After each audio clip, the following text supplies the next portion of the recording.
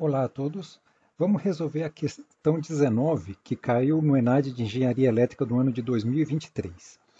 A questão envolve o funcionamento do transformador quando ele opera em 60 ou em 400 Hz. Isso vai afetar as dimensões físicas desse equipamento. O sistema elétrico que a gente utiliza no dia a dia, quando a gente tem uma geração, uma transmissão e distribuição, a gente usa a frequência de 60 Hz.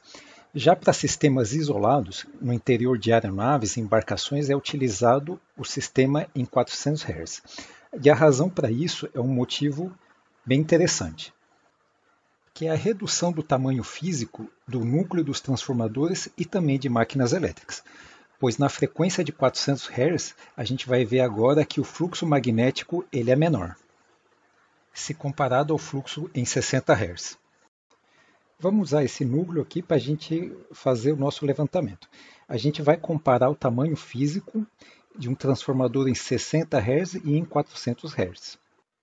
Vamos admitir também que esses dois transformadores eles têm o mesmo material ferromagnético, as mesmas tensões primária e secundária e também o mesmo número de espiras tanto no primário quanto no secundário.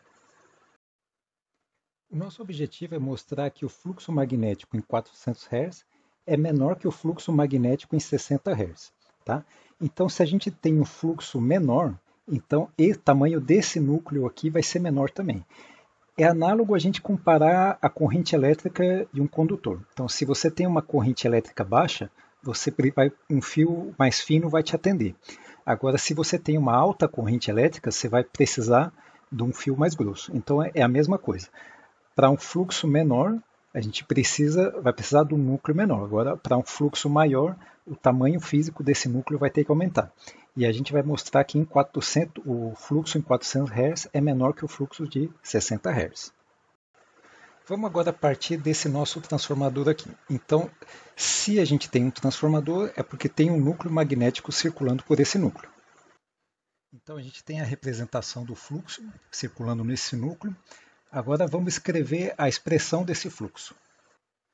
Como a gente utiliza a corrente alternada senoidal, então esse fluxo magnético ele vai ter uma determinada amplitude, né? E também ele vai ser senoidal, vai estar nessa frequência angular ômega. Então, a força eletromotriz induzida, certo, no transformador é dada pela lei de Faraday. Então, a lei de Faraday diz que um fluxo magnético variável no tempo vai produzir essa força eletromotriz. Então, o que a gente vai fazer é derivar essa expressão do fluxo senoidal. Então, o que a gente tem aqui? φm, que é a amplitude do fluxo, é constante, então pode sair fora da derivada. A derivada do seno é o cosseno, só que a gente vai ter que aplicar a regra da cadeia, porque a gente está derivando em relação ao tempo e tem um ômega multiplicando o tempo aqui. Então aqui vai ficar φm vezes ômega, derivada do seno é o cosseno. Agora a gente tem que ter em mente que o ômega, que é a frequência angular, vale 2π, que multiplica a frequência.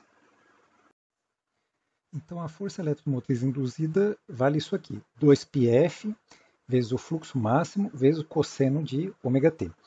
Agora a gente vai ter que expressar isso em valor eficaz, aí basta dividir por raiz de 2. Então agora a gente vai representar a força eletromotriz por esse E maiúsculo, certo? Esse cosseno saiu fora, né, porque estamos usando só o valor eficaz, aí dividimos por raiz de 2. Aí tudo isso daqui é constante, que é o 2π vezes a frequência vezes o fluxo. Agora dá para simplificar, 2π dividido por raiz de 2. O que resulta em 4,44 vezes a frequência vezes o fluxo. Tá? Agora eu vou apenas isolar o valor do fluxo magnético para a gente poder obter ele em função da frequência. Então aqui essa expressão é aquilo que a gente precisava. Tá? O fluxo magnético vai ser a força eletromotriz induzida dividido por 4,44 vezes a frequência. Então por aqui a gente já está vendo, né, que a frequência está no denominador. Então quanto maior a frequência, isso implica que a gente tem um fluxo magnético menor, tá? Então, para frequências maiores, a gente tem uma redução do fluxo magnético. Feito isso, a gente pode concluir o quê? Que o fluxo magnético em 400 Hz vai ser menor que o fluxo magnético em 60 Hz. Tá? Então, se o fluxo em 400 é menor, então o tamanho do núcleo vai ser menor também. Tá? Agora sim a gente vai para a questão do ENAD. Então vamos para a questão propriamente dita. Tá? Aqui tem um enunciado, certo? Mas isso aqui vocês podem dar pausa no vídeo para ler com calma. Vamos focar nessas duas afirmações que ele está fazendo aqui. Tá? Então vamos ler cada uma dessas duas afirmações, ver se é verdadeira ou falsa, e conforme o resultado a gente faz a escolha da alternativa correta aqui. Vamos ler a primeira afirmação então. Ele está dizendo aqui que um transformador com frequência nominal de 60 Hz terá menor dimensão física do que um transformador com frequência nominal de 400 Hz. Bom, a gente viu isso que é falso, né? Quanto maior a frequência, menor o tamanho do núcleo. Vamos para a segunda afirmação. O fluxo magnético de um transformador com frequência nominal de 400 Hz será menor que no transformador com frequência nominal de 60 Hz. Isso é verdadeiro, a gente viu que o fluxo é inversamente proporcional à frequência. Com base nisso, né, a alternativa que a gente pode marcar aqui é a D.